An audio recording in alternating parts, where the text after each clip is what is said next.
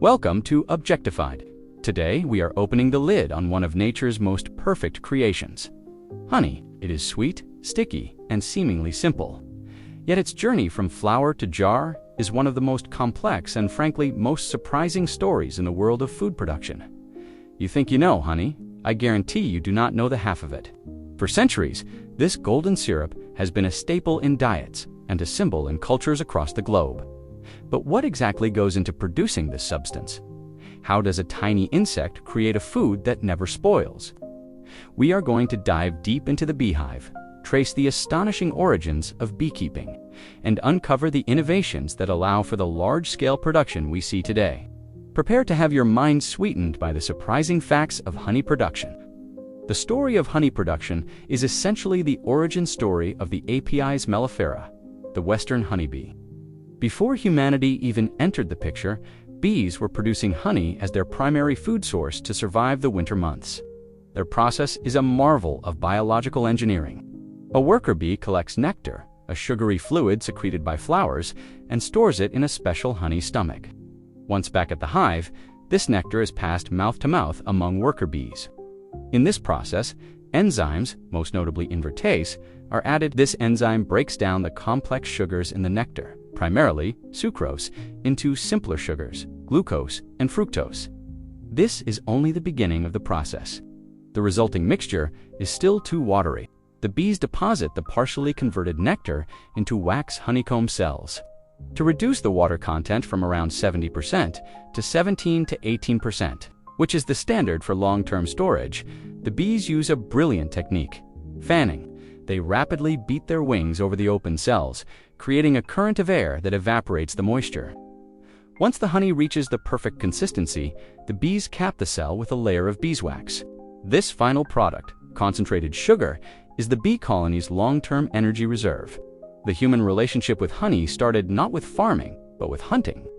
The earliest evidence of humans interacting with bees dates back to a rock painting in Valencia, Spain, known as the Spider Cave painting. It is estimated to be over 8,000 years old and clearly depicts a figure carefully harvesting honey and comb from a natural nest high up on a cliff face. This was a dangerous, high-risk endeavor for a sweet reward. Early man was a honey robber, not a beekeeper. The true evolution into beekeeping, or apiculture, began in ancient Egypt around 4,500 years ago. The Egyptians were ingenious innovators. They developed the use of sophisticated mud and clay cylinders as artificial hives. These hives were portable and allowed the beekeepers to transport the colonies up and down the Nile River, following the blossoming seasons. This migratory beekeeping, a practice still used today, ensured a continuous honey flow and an unprecedented scale of production for the time. This was a huge step from simply raiding wild nests. The greatest leap in honey production came in 1851 with the invention of the movable frame. Hive, by L.L. Langstroth in the United States. Langstroth observed that bees leave a specific gap, which is now called the bee space, between their comb and the hive walls. By designing a wooden frame system that precisely respected this bee space, he allowed beekeepers to remove individual frames of honeycomb without damaging the comb or angering the colony. This invention revolutionized the industry. Before this, harvesting meant destroying the hive. Langstroth's hive made sustainable, non-destructive beekeeping possible, which is the foundation of modern commercial honey production. Subsequent inventions, like the centrifugal honey extractor in 1865,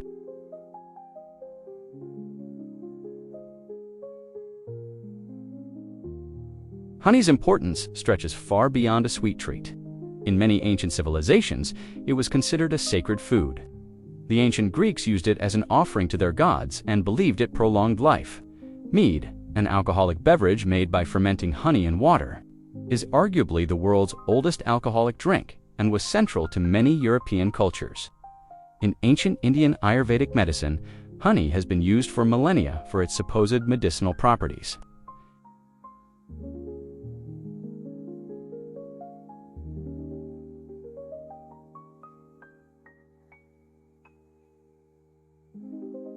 One of the most surprising details about honey production is just how much effort goes into a single jar.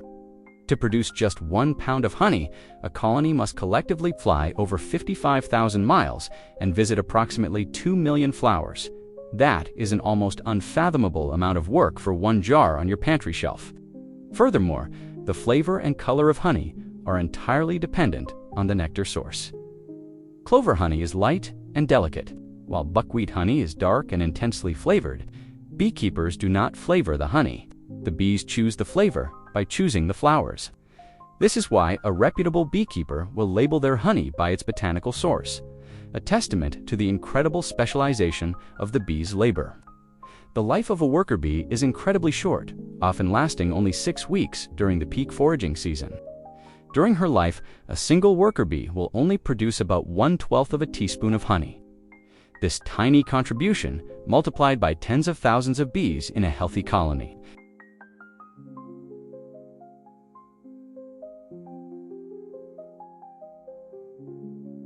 Ensuring the colony has enough honey to survive the winter while leaving the surplus for human consumption. We do not make the honey, we merely harvest the excess the bees have so painstakingly created.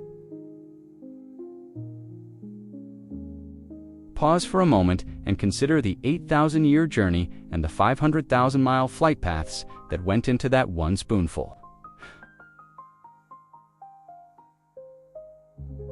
And a triumph of biological engineering. It is far more than just a sweetener. If you enjoyed this deep dive into the surprising facts of honey production, please give this video a like. Subscribe to Objectified.